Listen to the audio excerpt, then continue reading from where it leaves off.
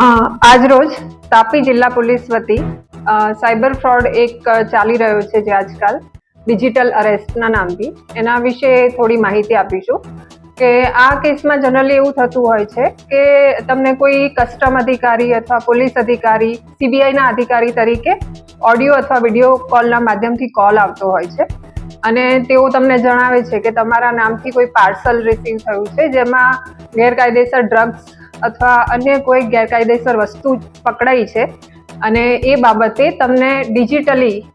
Arrest કરવામાં આવે છે. અને જનરલી જો વિડીયો કોલ કરે તો એમના પાછળ ઓફિસનું એક આખું સેટઅપ હોય છે જેમાં તમને કદાચ પોલીસનો કે આવા લો એન્ફોર્સમેન્ટ એજન્સીના લોગો જોવા મળશે.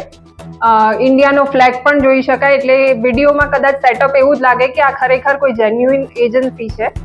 અને તમારી પાસે ઈ સમન્સ રજૂ કરશે કે આ અરેસ્ટ માટેનું વોરંટ સમન્સ છે અને તમને આવી રીતે ડિજિટલી અરેસ્ટ કરવામાં આવશે. અને જો આ અવોઇડ કરવું હોય તો તમે બેલ કરાવવા માટે પેમેન્ટ કરી શકો છો અને એના પેમેન્ટ કરવા માટેની તમને ઇન્ફોર્મેશન આપવામાં આવે છે. પરંતુ આ વિશે પોલીસ તંત્ર તરફથી તાપી જિલ્લા પોલીસ તરફથી જણાવવાનું કે